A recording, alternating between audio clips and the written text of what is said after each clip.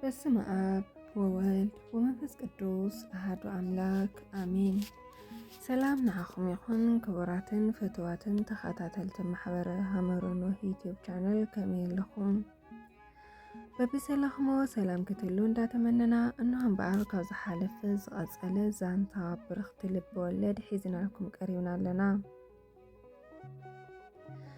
እቲ ሰናይን ባህ ዘብልን ሙሉእን ፍቓድ ኣምላኽ እንታይ ምዃኑ ምእንቲ ክትምርምሩስ ብምሕዳስ ሓሳባትኩም ተለወጡ እምበር ነዚ ዓለም እዚኣ ትምሰልዋ። መልእኽቲ ናብ ሰብ ሮሜ ምዕራፍ 12 ፍቕዲ 2 12 ክፋል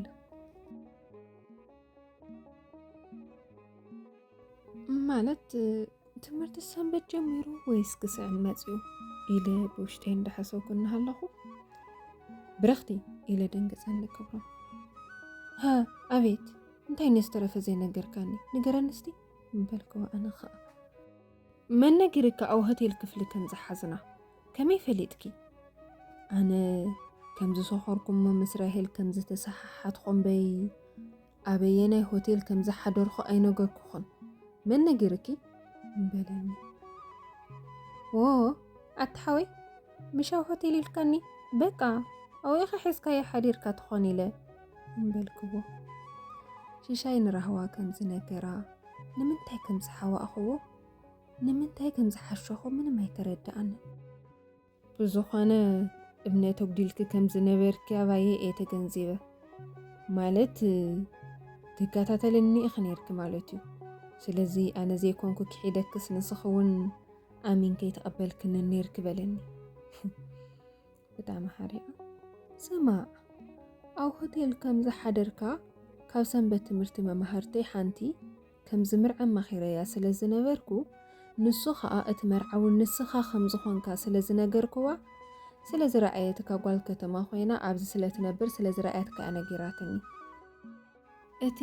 ኣይተቐበልኽንን ነርኺ ዝበልካዮ ግን ሓቂ ክነግረካ እንድሕር ደሊኻ ንወለደይ ለምቤ ኣይፍቅረካን በዓል ገዛይ ክኾን ዝምነዮ ዓይነት ሰብ እውን ኣይኮንካን እንበልክዎ። ርእሶ ድኔኑ ናይቲ ኣይኣመንኽንን ነርኺ ዝበለኒ እሞ ሓሽየ መማሕርቲ እያ ነጊራትኒ ዝበልክዎ። ፅቡቕ ግን ዘዘለና ጎደሎ ተኣራሪምና ተነቕፅል ደስ ምበለኒ እንበለኒ እሞ ኖኖ ሕዚ ብዙሕ ኣይንዳኻኸም እቱ ትነግረኒ ዘለካ ነገር ንገረኒ እሞ እንበልክዎ። ራሄል ከም ዝፀነሰት ክትነግረኒ እያ መፂኣ እንበለኒ። እሞ ጥንሲ ለኣክል ሓቢእኻ ኢኻ ክትምርዐወኒ ሓሲብካ ነርካ ማለት ድዩ? እዋ እንበልክዎ እሞ ኖኖ ክነግረክባ ነይረ ሓሳበይማ ብዝኾነ ኣነ ኣይፀላእክኾን ነይረ ግን ውሳነ ኸንስኸለ ንገረኒ እንበለኒ። ፅቡቕ ሕዚ ሓደ ኣእምሮ ዘለዎ ሰብ ክሓስቦ ዝኽእል ሓሳብ እንድኻ ሓሲብካ ንወለድኻ ነጊርካ ቀስ ኣቢልኻ እዛ ነገር ባዕልኻ ተትርፋ። ኣነ ንኦም ክኽብር ኢለ እሺ ብዝበልኩሎ ኣንደበተይ ገዲፈዮ ክብሎም ኣይክእልን እንበልክዎ። እንድሕር ኢልክ ደኣሺ ክብሎም እየ በቃ ግን ብጣዕሚ ኣርየታ ግበረለይ ከምዚ ስለ ዝቆጣእኹኺ እንበለኒ እሞ ኣነ ንምፍልላይና ዘይቀርየናስ ንምንታይ ዝናደድ ኢለ ደስ እንዳበለኒ ብውሽተይ ይቐኒየለይ ስለ ኣርየታኻ ራሄል ካብ ብሰላም ትገላገል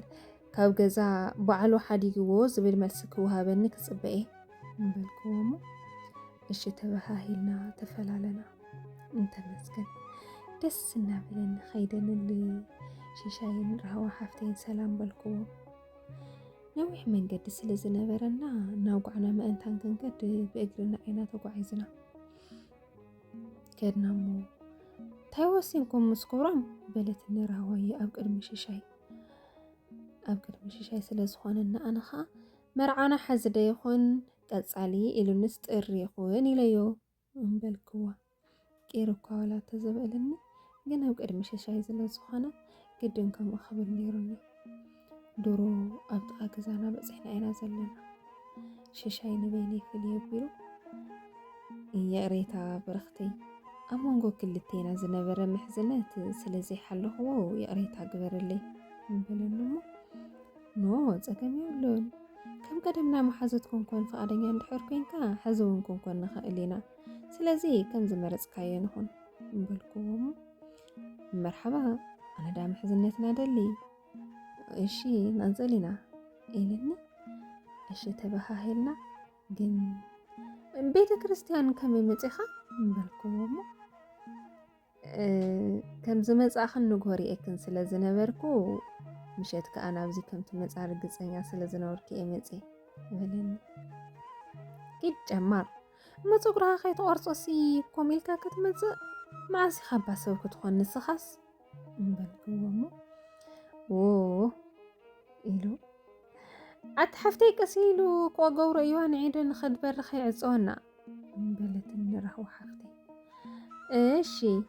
ኢለያ ካብ ዘረቡ እኳ ኸሊፋት ተኾነት ግን እንቻው ኢለዮ ከድክዋ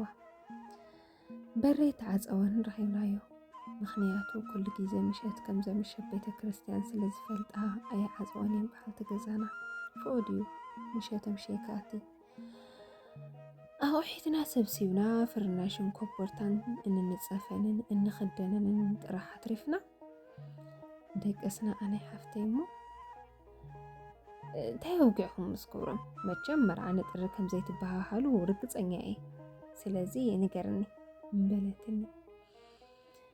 ተቋሪፅ ረሕባይ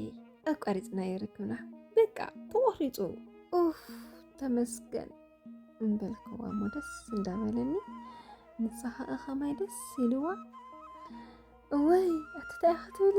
እወይ ተመስገን ኢላ ግን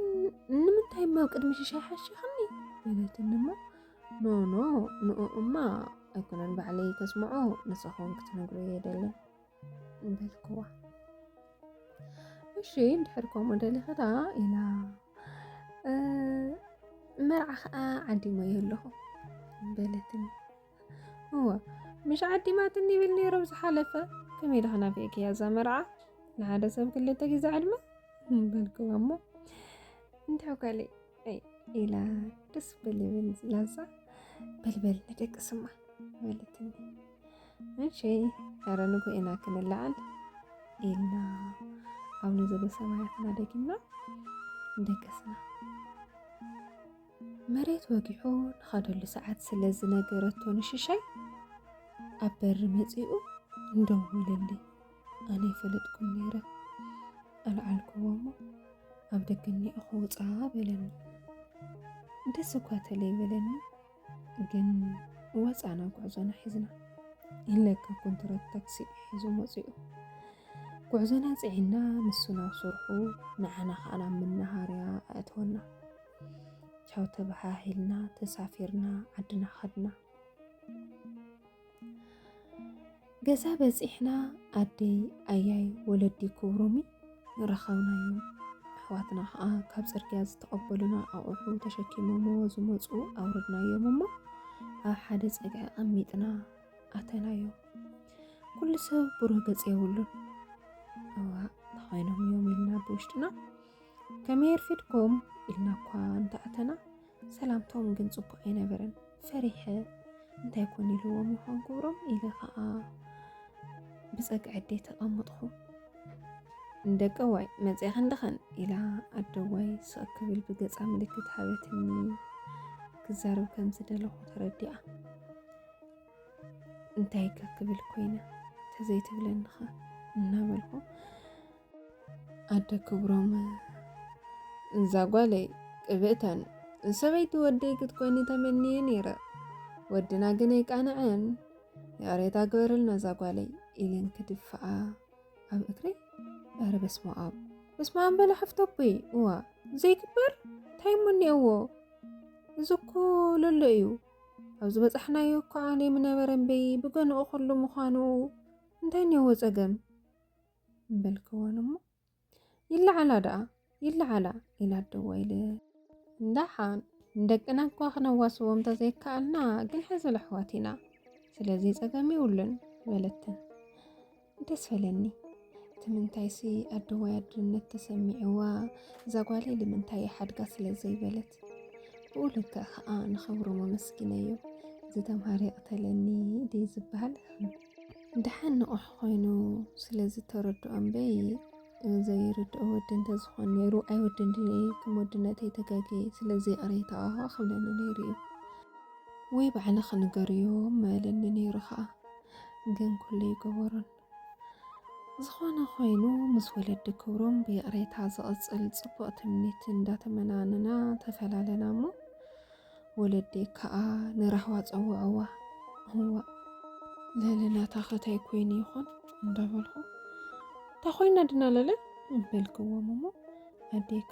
بعينك أزيعتني نقدي فيها كوز حبرت النمو نقدي فيها خدخون دابو حاوي أياي لوز أنا بند حسورو نخت عراري أنا خان دابو حاوي بزحكمو أدوي رخوكوا سعيمي يا خا كوف بولكو أبا خاقني خيوم داني ركبت من قدي مهلتني ناوينا خدو بالكو ماما بتعمل سلز شمقلة نابين قيلو إليه تحتاي قزام بيقالوا أدخخ سياتك كدو بلتني انتايا تتصور نخار نقرات حواوي سمني أيايك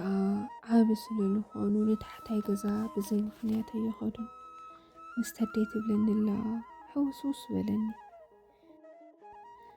المخانو اتي أدخنا جيرات كدو تبلين الله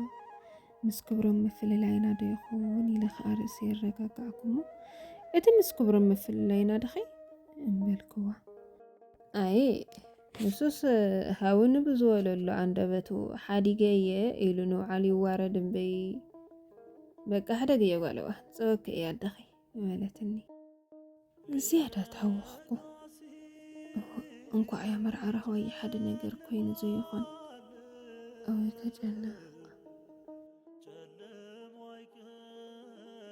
نركب عينو يصيد علينا إذا يحانس وهابنا